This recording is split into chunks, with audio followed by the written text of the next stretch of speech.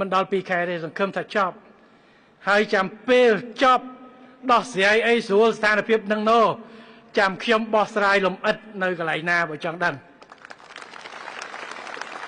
ឥឡូវបងប្អូនអាចខ្នក់ចិត្តបងប្អូនអាចមិនយល់ហើយខ្ញុំក៏មិនអាចទៅពយល់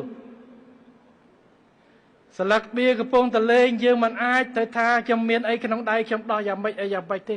គោលដៅខ្ញុំបានថាតែមួយទត់គឺយើងចង់ឈ្នះឈ្នះអីគឺឈ្នះគឺយកការបញ្ចប់និងនាំសន្តិភាពត្រឡប់មកឲ្យប្រជាពលរដ្ឋយើងវិញនឹងការការពារទឹកដីរបស់យើងតែប៉ុណ្ណឹងចឹងសួរថាខ្ញុំមានស្អីលេងយ៉ាងម៉េចអីយ៉ាងម៉េចប្រហែលជាមិនអាចទេតែបងប្អូនអាចឃើញលទ្ធផលហេតុអីនៅសុកមានការចរចាបញ្ចប់សង្គ្រាមបទជបាញ់ថ្ងៃ28ហេតុអីបាន3ខែវាអត់ផ្ទុះឡើងវិញទោះបីជាផុយស្រួយប៊ីសប្រមាណដងក៏ដោយថ្ងៃ27ខែ7ហ្នឹងប៊ីសម្ដងទៀតតែហេតុអីបានជាសភាពការយើងទប់បានកន្លែងនេះហេតុអីបានជាវានៅម្ដុំនឹងវាមិនរីកទៅដល់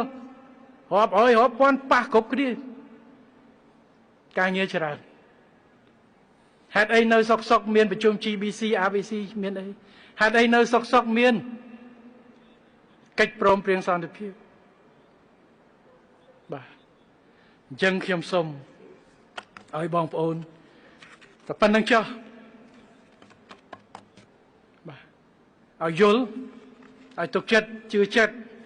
ទៅលើរាជរដ្ឋាភិបាលនិងកងទ័ពរបស់យើងហើយខ្ញុំសូមយកឱកាសនេះអរគុណទៅដល់បងប្អូនប្រជាពលរដ្ឋយើងទាំងអស់ដែលបានផ្ដល់ការគាំទ្រជាពិសេសទៅដល់វីរៈកងទ័ពរបស់យើងទាំងជាមុខការបរិច្ចាគនៅធនធានទ្រព្យសម្បត្តិ